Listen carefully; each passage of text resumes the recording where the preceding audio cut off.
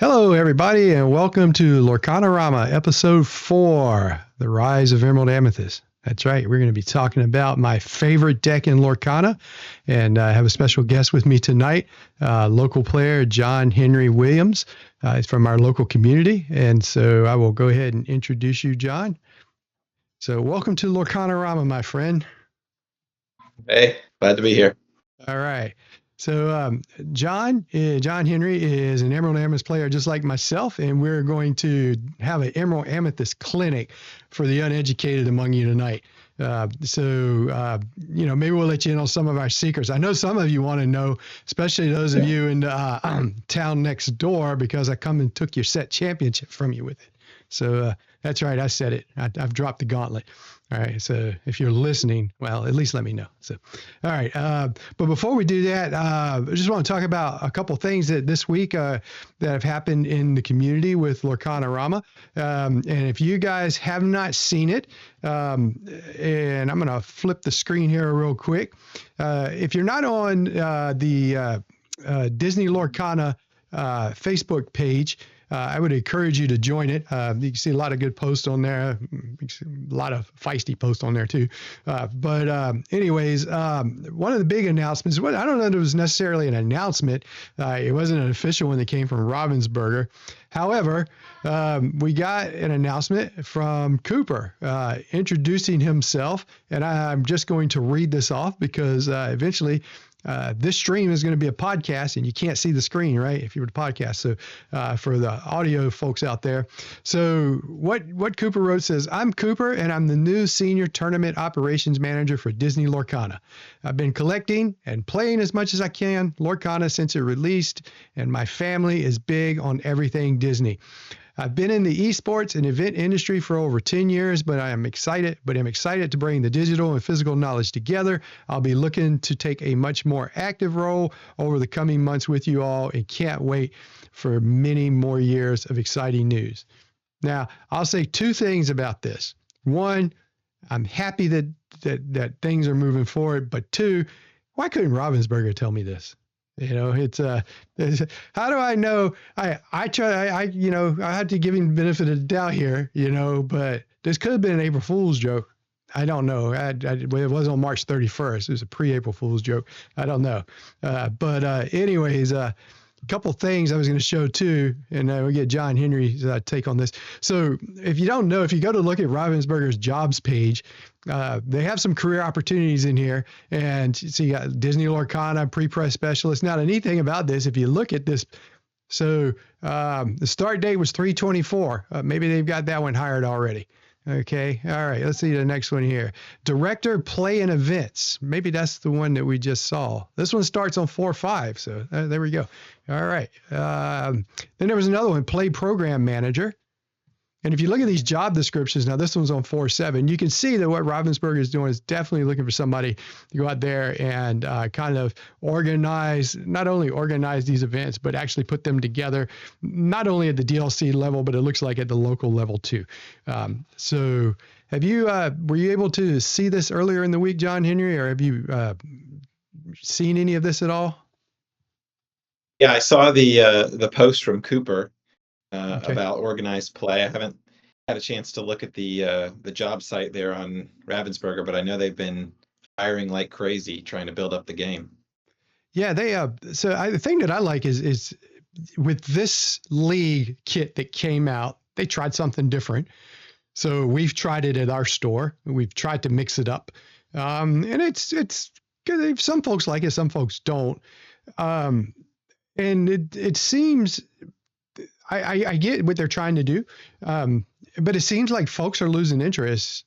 And I've talked to a couple people about it, and some of the more competitive players that I've talked to, and they're like, "Well, there's nothing to play for right now. It's like there's no reason to get better. By the time I get better and learn the cards in this set, the next set will be out, and that's when something better will be along outside of the set championships." Now, granted, we've got folks like Southside Gaming and Charlie CC Collectibles in Atlanta, at least in the South here. folks can go to those, but it's not a DLC, right? It's not a Ravensburger sanctioned thing. I think people want their Ravensburger promos is what they want. I don't even think they want to go to the events. They want their alt art Rapunzels and alt art Cindy's. I think that's what they want, and their Let It Goes and Mickey's. So as far as local play goes, and so this is kind of a loaded question because I know you and I know where you play. How do you, what's your take on the field of the players in the local community in regards to, is their interest waning? Is there more excitement, or what does it look like to you? Yeah. I think it probably depends. Right now, there are definitely some folks out there who, are more driven by the more highly competitive events, the DLCs and things like that. And those are great tournaments. I think they were very successful last year, and it's just a lot of fun to go out and engage with that many other people who are, interested in the same thing that you are. Um, I think honestly, I've seen a pretty steady hold in the local community. We have several shops around our area that have put together, multiple events, and they do a good job of coordinating amongst themselves, to try not to overlap and kind of let folks move around and engage. So, there are I would say several dozen players in our area that play regularly, and just like to go out and play for the love of the game. I know, you mentioned some of the changes with the new organized play kits this time around. I've seen a lot more different formats. There's been a lot more emphasis on things like Pack Rush, which, may or may not be folks' interest, but I like the challenge of, opening up some cards, getting some random cards, and just kind of having to play the game as best you can with what you got. So I think that makes you a better player when you're Yeah. limited, when you have to be more creative. And so I think there's goodness in continuing to play even when we don't have some of these higher competitive events. And then when they do come around, fingers crossed, hopefully with the with the announcement we see there, they'll come back. Then I think you're just going to be all the better for that. Yeah, I think Pack Rush is a hit, and they hit a home run with that. I have to give them that. Our local store, we have a lot of folks that aren't on the competitive level, and we're 50-50. We're like split down the middle. We've got some like hyper competitive folks who've gone to DLCs, and then we have folks that just they come to the stores. They just have fun playing the game, and they can play pretty decent, but they're not the deck builders. They're not going to go out and they're not going to net deck. They're just going to build what they feel like building based on their skills or based on their likes, and they have fun doing it. And and so what I like about Pack Rush, and I say this a lot about limited, it could be the great equalizer, right? Because you don't have to worry about me coming in with my my blue insert other color here deck, and so, and smoking everybody, or smoking the guy who's, hey, I want to play my puppies. Oh, that shark's going to just eat those puppies alive. Right. So it's like, so they don't see that stuff coming. But when you go and you play with like Pack Rush or Draft or Sealed, you got the same card pool. And while the best players, I believe, still will rise to the top, those other players play with a sense of hope and enjoyment and not utter frustration sitting across from a championship deck. And so that's what I like most about it, and especially Pack Rush. Pack Rush is definitely, because even your skills can't overcome Pack Rush sometimes. So. Yeah. We like to buy, some a box or more, when a new set comes out, and we've started now saving some of the packs towards the end. Nice. So we can just play Pack Rush, and it just makes it more fun to open the packs and then try and compete. Yeah, I was playing. And who I was playing against, but I was last week. I was sitting down while folks were playing in a tournament and played a game Pack Rush, and I just shuffled the cards in there, and my opponent was like, "Aren't you going to look?" I go, "No, I want to be surprised, to see if my card was enchanted." He goes, "Well, let me see." I go, "No, you can be surprised too." And so, I shuffled them up, and about the third draw in the game, I pulled it from the top, and there it was. Shah! It was an enchanted Pete from Floodborn. And, it was, that was, so that to me, like I get excited. Anybody gets excited opening Enchanted, right? But I think when you're opening a pack, right? When I'm just ripping packs, I'm skipping through everything to get to those last cards in a pack. And so even though I'm happy, I can't say I'm surprised because I open every pack with an expectation. But when you do something like Pack Rush and you have no expectation that card is going to be an enchanted, you're just looking for something to play on the next turn, right? And it's like, oh, wait a minute, I got an enchanted card, you know.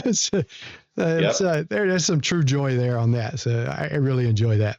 So, so speaking of local play and different play type environments and stuff like that, so we all went to Atlanta together. Well, not together, but everybody in our community, I would say everybody, a lot of people in our community went to Atlanta. I think we're about 5.5 hour drive away from there where we live. And by the way, we're on the Emerald Coast of Florida. When you all want to come down to the beach, just let us know. We'll host you to play some Lorcana when you come down here.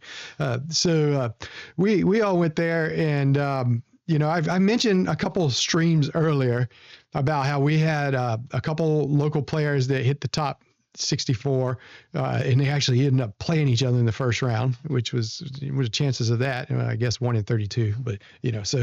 But anyways, and then we had another couple other players local that still got the Let It Goes, and you were one of those, and you just did miss the top 64. And I told on the stream, I said, that's your story to tell.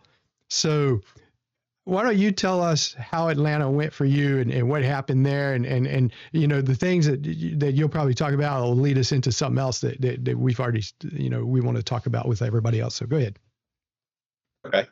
Yeah. So Atlanta was a totally new experience for me. I had never played a TCG before. Lorcana was the first for me, and so going in to play a tournament with 2,000 people was something I had never experienced before. So I didn't really know what to expect. I was still very new, but I was excited. I actually I got to bring my son along with me, and he played as well. So that was an awesome bonding experience. And then actually, my dad came in to help watch my son during the tournament. So we had 3 generations there hanging out all day. So that was really cool. But I got off to a really hot start. I went 3-0, and then I drew round 4 against one of the guys from the Forbidden Mountain. I think I lost one, won a couple more. I ended up in round 8, paired up against Zan Syed. I did not know who he was at the time, so we were just having the conversation, chatting, super nice guy. And it wasn't until a little bit later on that I realized, who I was talking to, and that he, had so much experience with the game. So that was neat. It was at the point in the game or in the tournament where folks were starting to intentionally draw and trying to get just enough points to get to that day 2. So we intentionally drew round 8, and then going into round 9, I knew I was on the bubble. So I think I was probably in the 30s somewhere in round 9. This was way out of my comfort zone. I had never done anything like this before. Did not expect to get to that point. And then on top of that, when I got to my seat, my table, they said, "Don't bother sitting down. We're going to pull you in the back to go on the stream." So we ended up being one of the alternate pairs to go on the stream. We didn't get selected for the stream because my partner had been on it a little bit earlier in the day. But we were kind of looking at each other, and we didn't know what to do because it was the first DLC. We didn't know where the cut line was going to be. We pretty much thought if somebody wins, they're going to make the top cut. If somebody loses, they're out. And so we made the decision to intentionally draw in round 9 with the hope that maybe we could still bubble into the top 64. So we ended up with enough points that I think 4 people with our point score made it into the top 64, but I ended up at 73rd. Which at the time I was happy that I was able to get the Let It Go card. It's a beautiful card. You can see the envelope behind me, but I think uh, thinking back on it, that's probably one of the things where if I could do it again, I would have played it out and seen what I could have done and where I could have ended up if I just went for it. So if I'm ever in that chance again, I'm going to go for it and try to make day 2. But all things considered, it was still a great event and had a lot of fun and really solidified for me everything that I love about Lorcana.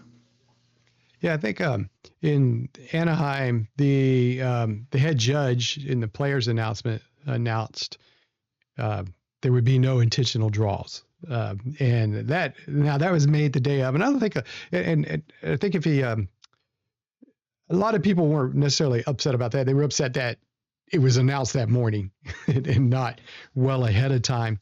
And so I think the community is probably like, hey, we'll play under whatever rules you give us, and my personal feelings on the draw and being a tournament a judge, and especially for our local tournaments here. And I have a lot more flexibility on the rules, not enforcing the rules or rules per se, but we let our store owner kind of, say, hey, I'm okay if you do this and do this. So I said, do you have a problem if we make everybody play and don't allow any intentional draws for our set championships and our tournaments, our big tournaments? And of course, they said that they didn't have any problem with it. They liked the idea that the people were forced to play. And so whenever I judge a tournament, I'm the head judge. I always make sure that on Melee, it's clear. There will be no intentional draws there. Every match, we do best 2 out of 3 format. Every match has to have a winner. Now, if you want to know how we handle those that get close or 1-1s, then reach out to me somehow and I'll tell you how we handle it. But the overwhelming response that I get back from everybody is that they like that. And this comes from, for me, I have a very sour taste in my mouth. I can't tell you how many times I've watched from both sides people get frustrated, or I myself have been frustrated, because you look at tables in the top 8, tables 1 through 4 all ID, and the rest of you shut out in the last round. And a lot of times it's about when you play somebody, not how well you played. For example, I have one tournament where I lost my first round match to a guy who went 4-0-1, and then and he drew. His one came in the last round where he drew to somebody else, and that other person was able to get in because they didn't play that guy, whereas I was kept out because I played that guy. And so I looked at it as I was punished for playing a game of Lorcana, and somebody else was rewarded for not playing a game of Lorcana. And so, I just, I might have made it in. I don't know. So, but it was, we would have been tied with record, and it would have been left up to tiebreakers at that point. But the point being is that when you sit down and you watch all those people just draw and then sit there and talk to each other while everybody else is playing, it brings out the Marine in me. It makes me, some of that language that I don't use anymore is running around in my head. My fists get clenched, and I'm like, I got to remember, it's just a game, Kelsey, just a game. In fact, my wife tells me, she goes, you're better off when you don't play, because you're not a nice person when things don't go your way. And it's like, I know, that's why I quit to begin with. But, so I go back to that adage, and I ask this question, and you've been there when I'm judging, is anybody not here to play Lorcana? Just find out from the get-go, and then I say, well, great. Then you won't have any problem with me telling you this.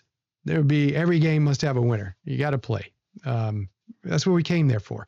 And this last tournament we had at our shop, we had a tournament of a lot of local players. In fact, you were in the finals of that, and we're going to segue that into something else. We're going to talk about Emerald Amethyst here tonight. You played Emerald Amethyst in that tournament. So, we're going to talk about that a little bit as well.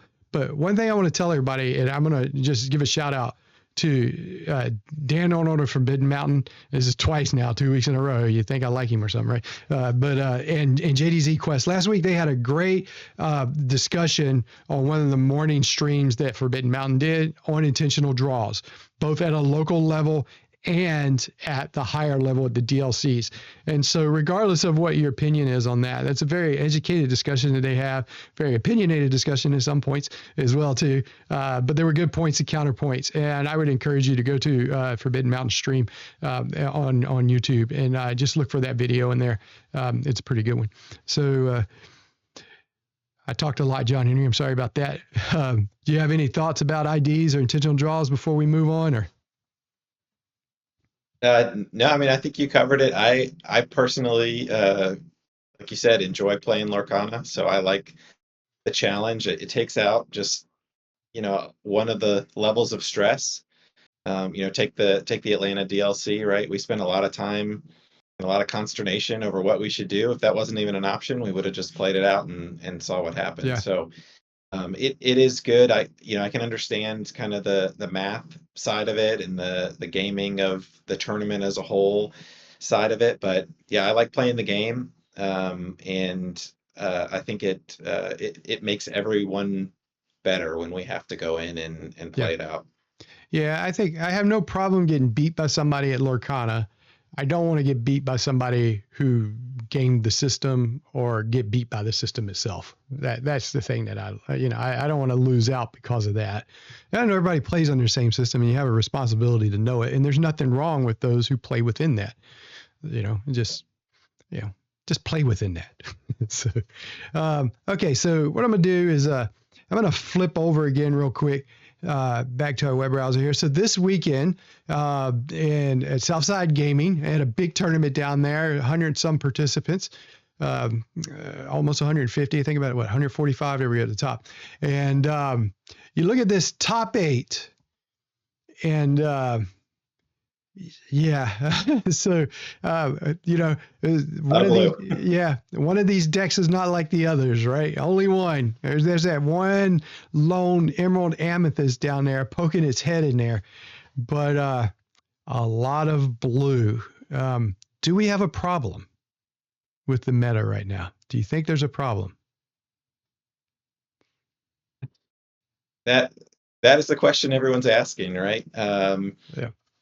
I think I have seen enough results from enough tournaments with a fair number of folks in them, sometimes upwards of hundreds of players, where the top 8, the top 16 looks just like this, with some mix of Sapphire Steel or Ruby Sapphire. And so, you have to ask yourself that question, I think, when you see this over and over and over again. So I think there is an argument to be made that there should be some adjustments. Now, having said that, I think that means that there's opportunities as well when everybody's playing the same thing or everyone's leaning in hard one direction to come in and subvert the system and take advantage of that. So Yeah. I didn't get to see any of these matches, so I'm not sure how that Amethyst Emerald player played or what their top cuts looked like, but was the method that I took in our tournament last weekend, and I had pretty good success with it. So I think there's opportunities to come in and do some cool things and maybe use some cards that people aren't expecting. But I think Ruby Sapphire and Sapphire Steel are definitely the two dominant decks right now. Yeah, and I don't know that there's anything to be done. I mean, folks are yelling, "Oh, let's rotate, let's ban." Let's just figure out if we can beat it first. So then we go. I think when we got to green steel, I think it was like, all right, the consensus was, while you could beat this deck, it took a highly experienced player usually to do it. A new player playing against that deck, against anybody that knew how to wield it, probably did not stand a chance. You had to play almost perfect. And so it wasn't fun to play against either.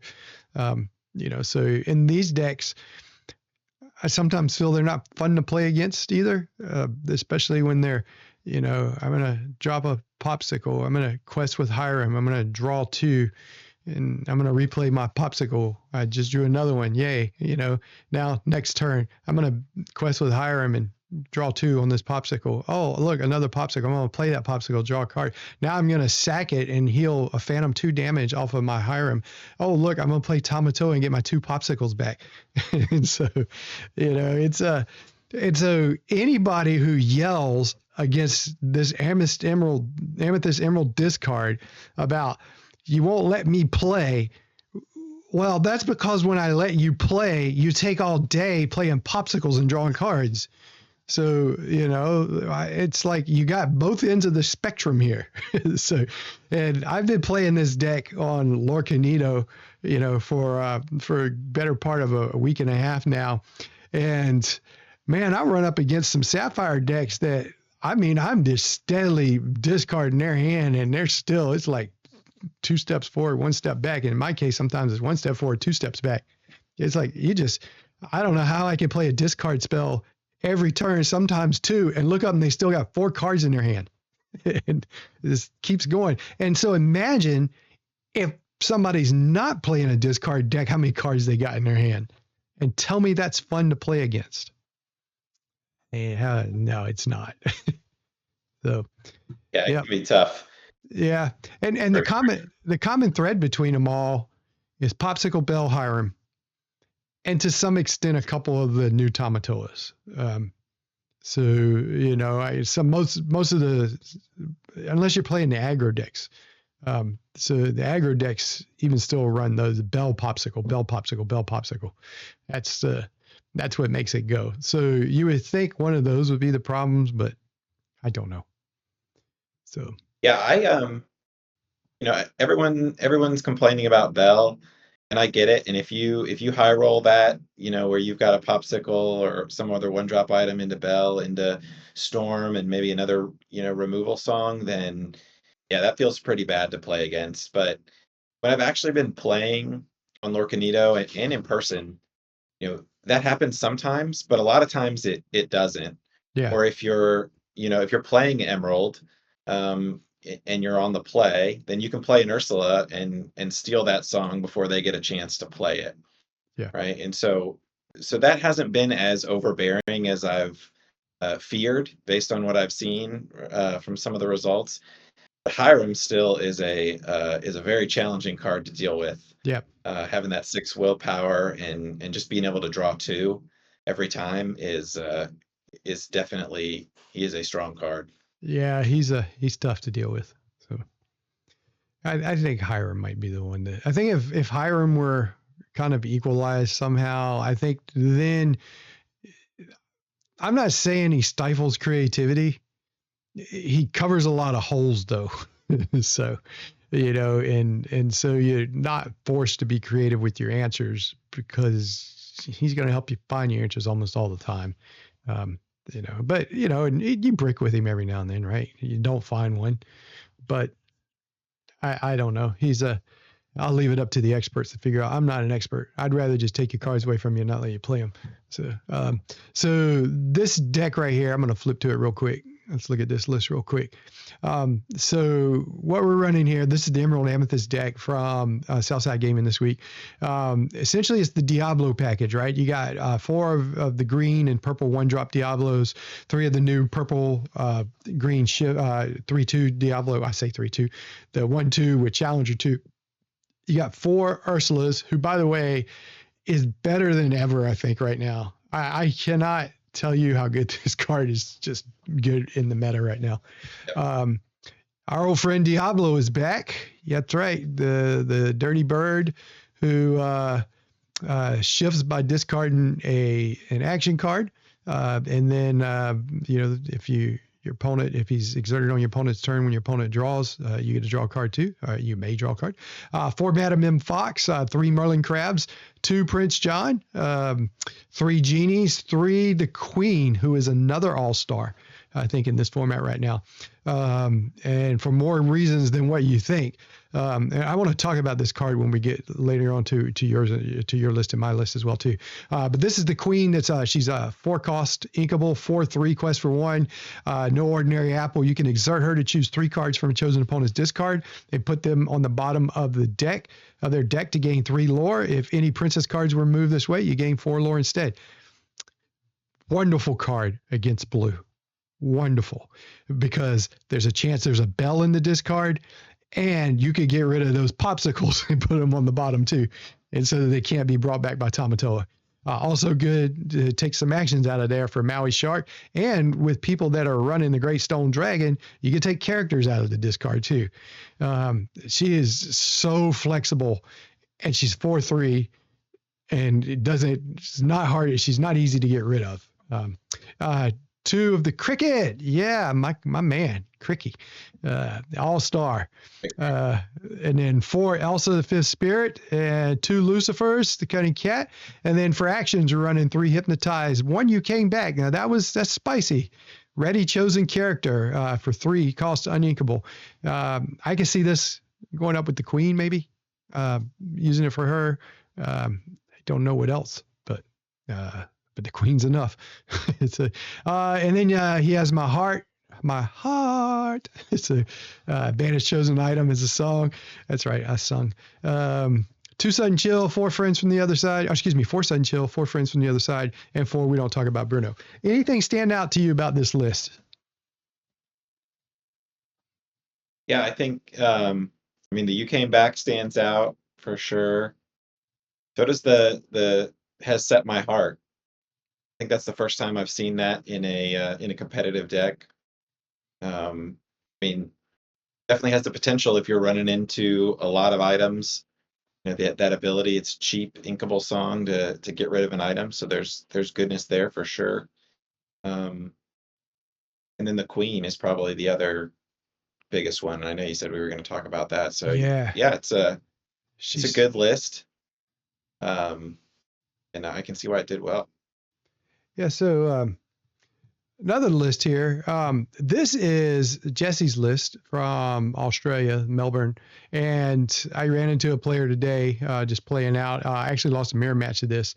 I was happy to actually lose. Totally did my heart well to lose to an Emerald Amethyst aggro deck because this is my first love, right? Is Emerald Amethyst aggro. So one of the things is neat right now, and I've had this conversation before. I had it last week, and I'll make the statement again. It's pretty neat that you now have several ink colors now that have more than one viable archetype within the ink color combination. And so, for the most part, Emerald Amethyst was aggro, or some people want to call it bounce tempo. It's all the same. It's just a matter of how fast you go, right? So, aggro is tempo, whether you believe it or not. It's just that you're a little bit quicker rather than, just a little bit more drawn out for some of the other more controlling ones. But then you get that discard one, and that's a totally different way to play it. Some of the cards are the same, but let's not fool ourselves. It's played totally different. So that's what you played, and I'm going to flip to yours real quick. Here's your list that you played to the finals last week. And so why don't you tell me about that experience? And you lost, by the way, in the finals match, and it was a one case. The prize was a case in the tournament, and the players that showed up were, even though the tournament was small, the quality of players for the tournament was incredible, because we had a lot of folks that played in DLCs. Pretty close to making it. Some of them made it to day 2. Yourself, some other folks. It was not your run of the mill like local store tournament. This was a high quality tournament. So why don't you go ahead and tell us your all stars in this deck? What made you choose this deck, and your experience with it? Yeah. So I was all in on the Sapphire train before this. I had played Emerald Amethyst through the last several sets, and I wasn't sure, I could hold up with the rest of Sapphire. So I had done everything to kind of build and test on that.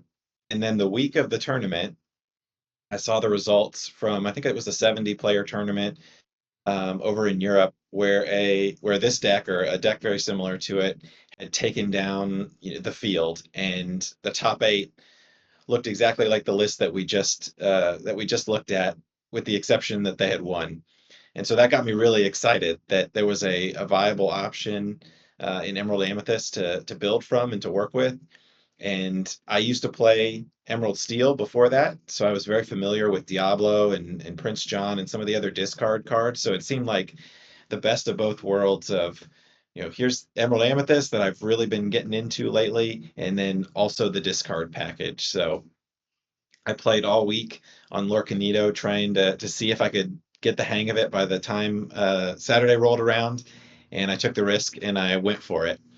So it was great. I played a lot of Blue Steel, and I think it performed really well for me. The cards that were standouts were, obviously Diablo, Shift Diablo. Just draws so many cards. If you can get that shifted on turn two, and then they you have to play their popsicles, they have to play their Hirams. Anytime they're drawing, you're drawing, and so you just got a fistful of cards the whole time. I think the purple or the dual ink Diablo was also a shining star. I think that's a great card as well. Maybe a sleeper from this set. The ability to hit for 3 is awesome. It's evasive. It gives you another shift target for Diablo if you miss on your one drop. So that was definitely a winner. And then the card that I kept saying that I wanted to have more of all day was Cricky. So having two Crickies was good. I probably would have added a third one if I could go back and do it again.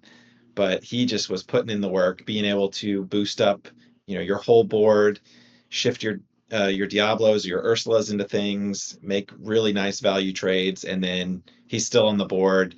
He quests for 3. He can sing "We Don't Talk About Bruno," and just really push the game back towards your direction. So I think those were the standouts for me. So you, in one of your standouts, you brought the Dual Link Diablo. So I go back and forth. I know why he's in this deck because of the shift Diablo. You made the key point. If you miss your one drop, he's a good shift target. I went back and forth on this and Sir Hiss. Because the Sir Hiss is a 3/1. I feel like whatever's going to remove Sir Hiss is probably going to remove Diablo as far as like spells go, if from the steel standpoint, right? You know, except for technically Bell could sing strength for 1 and kill Sir Hiss if I had him, so, that, yeah, I can see that. But I think one of the things that I kind of go back and forth on with it, if it were not for the shift target, and I rarely has shifted it, to be honest with you. I mean, I think I did late in a game one time, but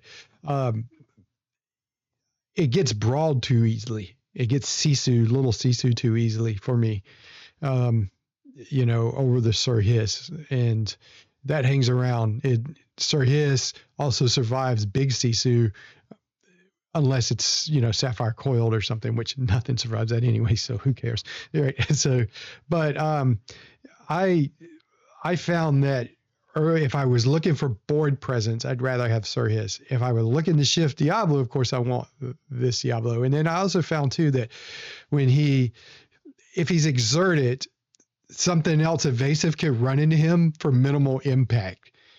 They're only going to take 1 damage back, whereas opposed to Sir Hiss. But where this stands out is against aggro decks, because Sir Hiss running into Daisy's going to die, but this will not. So, and this can run into a Rapunzel and get that 3 on it to combine with something else to knock her out for 2, for 2 to knock her out. So I really do go back and forth between those 2 cards. And right now it stays in my deck because I have Diablo in it. That's what wins out. But it's have you given any thought to those 2 cards in comparison at all, or? Yeah, I mean, obviously being a shift target is good. You've got, 8 other shift targets. So there's quite a bit, by the time you get to turn 2 or turn 3. I agree that, that's probably the third of 3 shift targets. If you've got the others, you wanna hit those first. I think it's probably somewhat of a meta call. If you feel like you're going to see a lot more of the Ruby Sapphire, then yeah, that's not going to go as well as Sir Hiss. I will say against the Blue Steel, I did like it. You can, mainly because of that second willpower. You can boost it with Crab and take out a Hiram and survive. You can take out an Alice. And so you can do a lot of good things, and that one, strength makes a difference. The other thing I found is you've got so many must answer threats that a lot of times there's just not enough removal to go after the Diablo. So if you've got a Shift Diablo, that's going to be a priority. If you've got a Genie out there, that's going to be the priority. And so if you can keep your board full, a lot of times, hitting the Diablo is kind of, that's, if they're doing that, then you're winning anyway.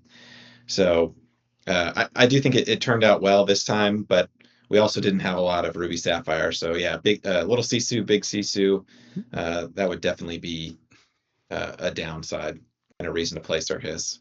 How did Iago do for you? Iago was okay.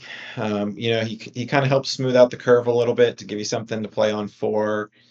There's not a lot of targeted removal outside of the traditional steel songs. So again, they're going after other things usually.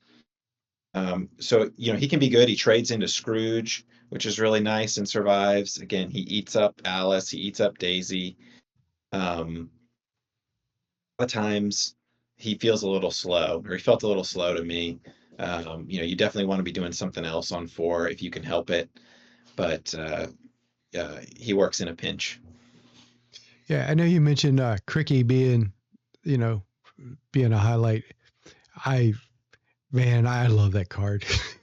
That's so that is one of the most underestimated cards in Lorcana to me. It's like, but I think it's going to have its moment soon, and it's no longer going to be underestimated. So I would say grab your foil versions of that thing while they're cheap too, because that card is, when you go wide, man, that card can turn your board into just this juggernaut. Especially when you got little Diablos on the board, or if you're playing the aggro version and you got rabbits on the board, or sometimes even the 2-drop Cusco that draw a card when they're banished, and I'm gonna power them all up and run into your guys and kill them. And hey, guess what? I get cards back when my guys die. Yeah. So, but the quest for 3, which is, and then he usually takes out somebody else with him afterwards, because once you quest for 3, they're going to run into him and get rid of him. And he's not a small body by any means. So usually they lose something trying to take him out. But yeah, you can never have too many copies of that one. So a couple other decks I'll show real quick. So are you familiar with the Articast, Artifacts? The godfather of Emerald Amethyst.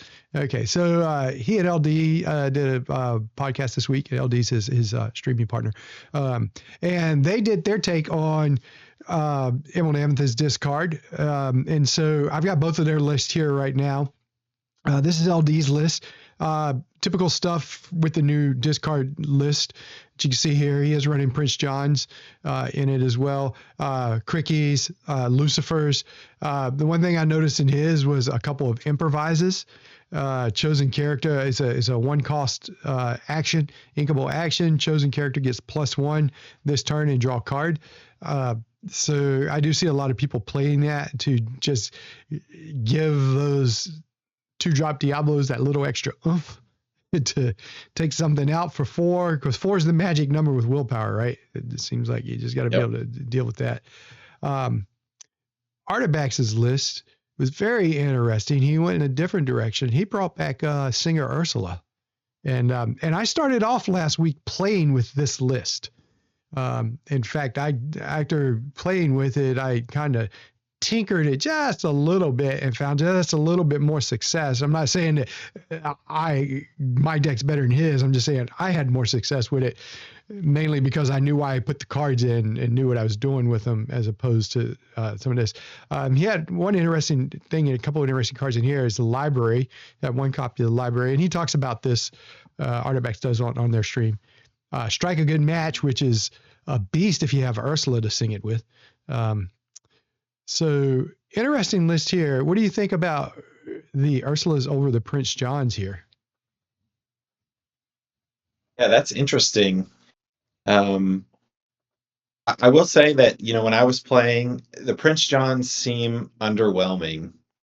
And if you're playing against a really good player, a lot of times on 3, they're not gonna leave a target open for you to crab or, mim fox. And so if you've just got, Prince John, maybe you don't have all the discard you're looking for, it doesn't feel really impactful on 3. So I've been, testing out a couple of things to see, what I can spice up in that 3-drop slot as well. So this is really interesting to see the Ursula. I mean, it's a great card if you can get it to stick, and sing some of those songs. I mean, you sing Friends, you draw 4, you sing Sudden Chill. I used to love to do that in Emerald Steel. 3-drop Ursula, 4-drop. Then you would play the Prince John and double sing Sudden Chill. They Mm-hmm. discard 2, you draw 2. So there's definitely some good stuff you can do there. And if you manage to avoid Ruby again, then she's got a fairly good chance Yeah. of surviving long enough to actually get a song off. So yeah, I That's could see how that would benefit. so in my testing this, she excelled against a lot of things except for Ruby. Prince John excelled against Ruby. But I'll tell you this, if you shift Diablo on turn 2, Ursula will stick if you drop her on turn 3. So they're going to burn whatever they've got to get rid of Diablo. And That's right. Yeah. Ursula have her fun. Here's my take on it. This is where I had success with. So what I did, I was like, well, man, all these Ursulas, let's bring the big girl in, right? Let's just bring in the big Ursula. And also put Kronk in. I was running into a lot of other discard decks between Green Steel and also Amethyst Discard. And I just wanted to see how he would do. He's Ward. For those of you who aren't familiar, this is the Dual Link Kronk, who is a 5-cost uninkable, 4/4, quest for 2, has Ward. And he says, if an effect would cause you to discard one or more cards, don't discard. So this plays really nice with Strike a Good Match. Oh, I lost the deck here.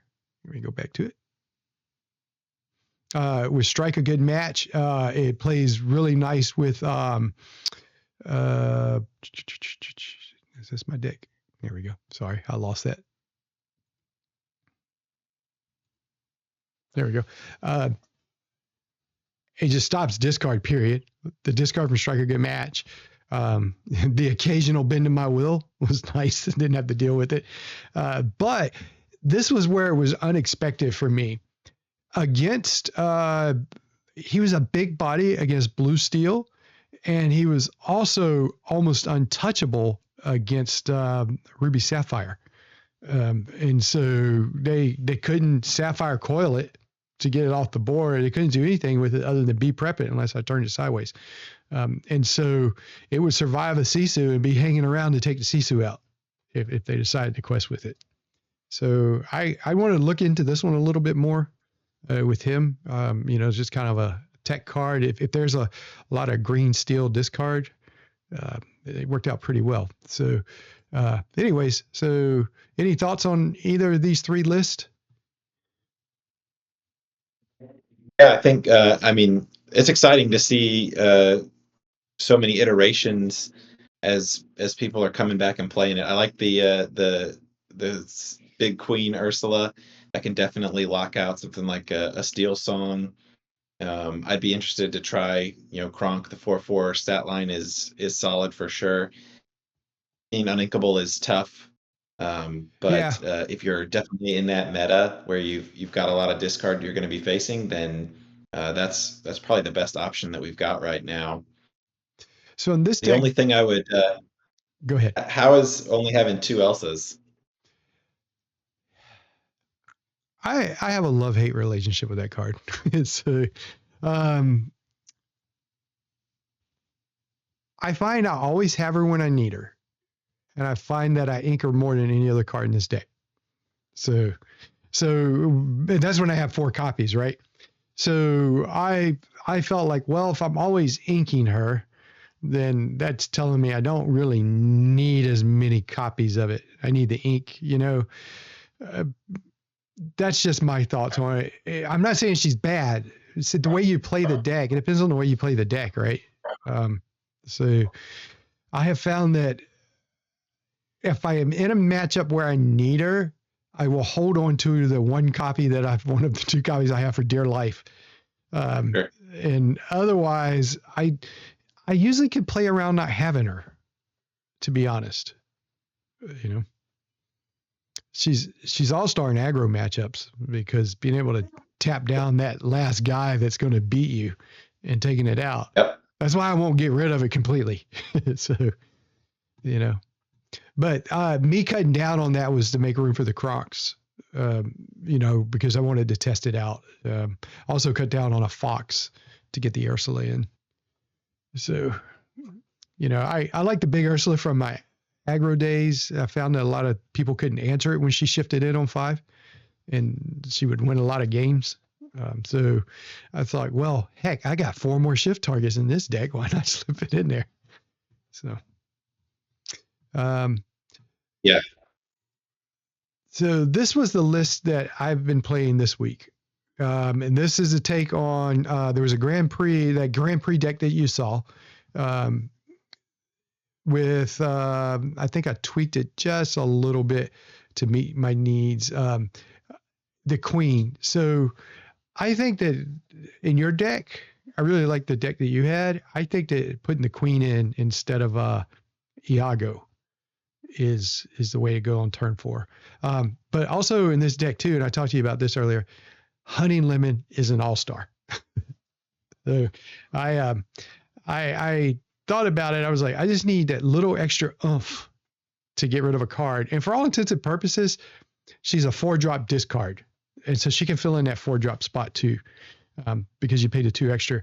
But in a pinch, you can drop her, not in a pinch, but like if you stuck with her in your opening hand and you're up against Ruby Sapphire, I have no problem dropping her on turn 2 and flying with her 2 lore until they take it out.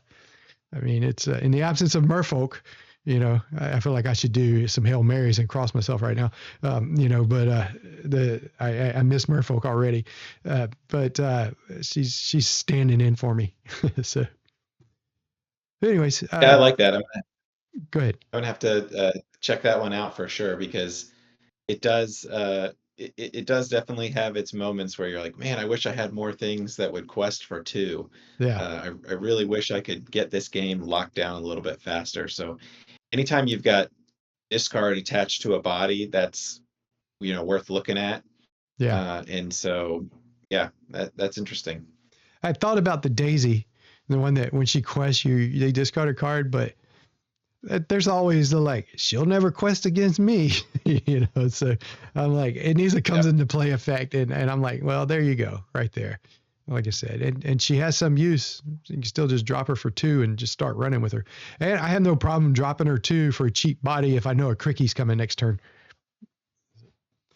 So, you know. So Emerald Amethyst, right now seems discard is kind of ruling the roost for it.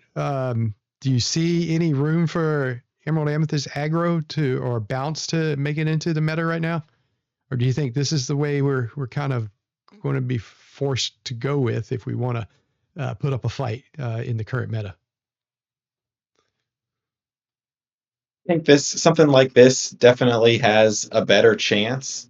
You know, kind of like what we were talking about earlier, where you've kind of got to lean into what the meta is giving you, and with everybody playing Sapphire decks, you know, unless they're really careful, they can end up in spots where they're really limited on cards. It's very card intensive to do a lot of the things that they're trying to do, and so discard comes in, and even just being able to take 1 or 2 cards out of their hands can make a difference. So I think the discard package is really strong into the meta right now.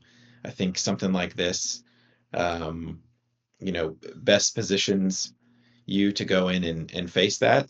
But I mean, having said that, right, we just saw the more aggro style list do well. So there's Yeah. always opportunities to go in and mess around and try some new things out and maybe take some people by surprise. Yeah. I said it last stream. I'll say it again. I think Emerald Amethyst is the dark horse right now of this meta because it has so many tools that it's like find the right combination, get the right tools in the toolbox, you know, for the meta. It's probably the most flexible of all the ink combinations right now that's able to put up a fight.